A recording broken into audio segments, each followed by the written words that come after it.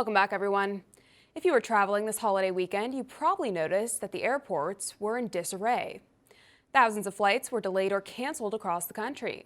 Hopefully you were able to catch your flight on time with no issues. But for those of you who weren't so lucky, you're not alone. Hundreds of thousands of Americans were impacted by this madness, and now they're angry and they're looking for someone to blame. All fingers are pointing to Transportation Secretary Pete Buttigieg and the Federal Aviation Administration. But Mayor Pete says otherwise. In fact, during an interview with CBS's Face the Nation, Mayor Pete claims it's actually the weather's fault. First of all, let me be very clear that even according to the industry's own data, air traffic control staffing issues account for less than 10% of the delay minutes in the system. But I would rather that number be zero. So even though this isn't the #1 cause or even the #2 cause of flight disruptions, it is something that is very important to tackle, and we're doing exactly that. We're hiring 1,500 new air traffic controllers this year. Our plan is to hire another 1,800 traffic controllers next year. We're also working on staffing models that can better address the needs on the ground, and cooperating where possible and where appropriate with airlines on things that can make better use of the same national airspace. Remember, we have the most complex national airspace in the world, but there are things we can do to manage it more efficiently. Well, I can't say I'm surprised. Buttigieg will never take responsibility for being terrible at his job. Joining me now to react, Tom Maoli, founder and CEO of Celebrity Motorcars. Tom, thank you so much for being with us today. It's great to have you. Good to see you. So, Tom, let's start with this. Buttigieg says that air traffic control staffing accounts for less than 10% of the delays we were experiencing. And if that were the case, then why is it that there are plans to hire 1,500 new air traffic controllers this year? If it's really not a problem, I mean, why change anything, right? Well, Allison, listen, our infrastructure is antiquated. The air traffic control system needs to be updated. We had 9,000 canceled flights since Monday. 116,000 passengers were delayed, people sleeping in airports. And the worst part about this is the FAA, which is a federal administration, is making a joke out of it. They're online on Twitter making jokes about this. So clearly they know there's an issue. Yeah, you're absolutely right. Speaking of which, let's go ahead and pull up that joke that they did. I mean, this is just preposterous. Instead of dealing with issues that actually matter and focusing on the problems at hand, they're just making jokes on Twitter, tweeting about unruly passengers and tagging Ryan Seacrest. I mean, this is just downright insulting, isn't it? It's insulting, and the reality of it is it's a bunch of employees who are sitting there with their hands tied.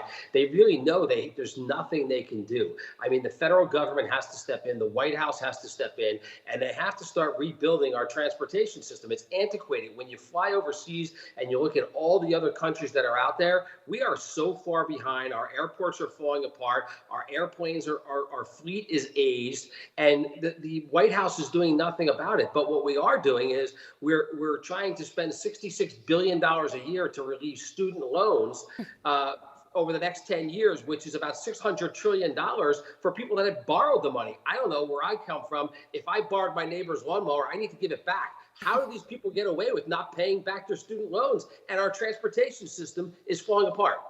It's all criminal. Maybe because all these people who don't want to pay back their loans are now running the show. That's why we're seeing all of this devastating fallout. It's really past time something gets done here, and it's just, I don't know how much longer we can sustain this. Let's switch. Listen, when people fly and you get on an airline and you buy a ticket, it takes thousands and hundreds of thousands of people to make that happen across the country. That's called employment. Yeah. That creates jobs, right? So wouldn't it make sense to update a transportation system that creates hundreds of thousands or if not millions of jobs? Right. That's such a good point. It's so true. It's ridiculous. I can't even believe this is the state that we're in, and it's reached this new level of just absolute low. It's just preposterous. Yeah. Well, clearly the focus in the White House is not in the right place. Yeah. And and the reality of it is the transportation system is the backbone of America. It is. That is very, very true. And you know that better than anyone. Let's talk about gas, Tom. In a desperate effort to get ratings up, CNN brags about, quote, 4th of July gas prices taking an almost unprecedented plunge. Tom, last I checked, I'm still paying $5 a gallon for gas here in California. What's it like over where you're at? It's the same. You know, it's the same across the country. It's the same in New Jersey. You go into New York, it's $6.50 a gallon. And you know, the White House is twisted regarding their energy policy. You know, I was in Washington 2 weeks ago, and we were talking about this whole EV debacle that's going on, where they have this 2035 mandate to have 80% of the vehicles on the road electric. And we sat with a bunch of congressmen and senators from across the country. And I have to tell you, they were clueless. They don't understand that they didn't understand, but now they do, that the infrastructure is not there. They're going to need another $400 trillion to rebuild the infrastructure. And, you know, we haven't even solved the chip crisis. And we're going to give our transportation system to China because they control 90% of the minerals that make the batteries. Yeah, that's shocking that the congressmen don't know about this. Were these Republicans you were sitting down with? They were Republicans and Democrats. They are absolutely clueless. They put this mandate in place and they have no idea the impact. They don't have an idea of how it's actually going to get done. Wow. And yet they're making these goals to have this all implemented, all electric by 2050, right? Is that the year? Yeah, and the crazy part about it is every single one of them that we sat down and talked to, they said they wouldn't drive an electric car, and if they did, there's not a charger in the Capitol for them to charge their vehicle. So you can't make this up. That is just too much. Wow. Well, they better get their priorities straight before they make all of us try to get on board with their insanity. In other news, Tom, I know you're a car guy. A new insider report states that after the cost of used cars skyrocketed during the COVID scamdemic, we should not expect for prices to ever come back down to pre-COVID levels. Tom, would you agree with this? Is this an accurate statement? I would agree with it. This is the new norm. You know, we're in a cycle here where the age of the vehicle on the road is getting long in the tooth. You know, the production has been down for the last 4 years on the new side. So people are holding on to the vehicles. They're buying out their leases. You know, add to it the electric vehicle crisis. People are in fear that they're going to have to drive an electric vehicle, and they have range anxiety. They don't know how they're going to afford it. They don't know how they're going to charge their vehicle. And what they're doing is they're hanging on to the used cars, which is causing a used car crisis.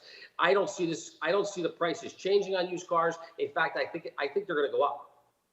Wow, that's pretty scary. What's the market looking like for electric vehicles? Are we still seeing a good amount of them being purchased, or is that becoming stagnant now with all of the realizations people are having as to how they're not actually that great for the environment, and good luck finding a charging station? What's that looking like now? Well, you know, it's really sad because what they did is they created this false sense of urgency, the government, and they made the manufacturers go out and spend billions of dollars to gear up for this electric vehicle mandate. And the manufacturers are producing Mercedes, BMW, Lexus, Toyota. They're all producing these electric vehicles, but the consumer's not buying them. They don't want them. Are manufacturers going to continue to produce regular gasoline-powered cars, or have many of them have stated they're going to halt that, right, and just switch over to solely electric? Is that still true? You know, some of them have made the decision to switch fully electric, but they're going backwards now because the consumer's not buying them.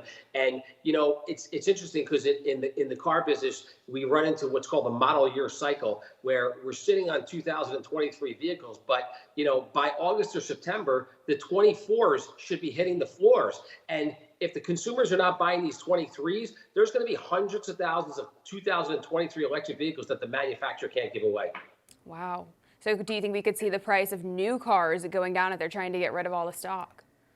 Well, you'll see the price of electric vehicles go down, but you're not going to see the price of gasoline vehicles going down because they're still not producing. We haven't solved the chip crisis in this country, but we're going to create another crisis by mandating EVs and giving China control of the minerals that it takes to make these batteries, and they're just going to hold us hostage with the pricing.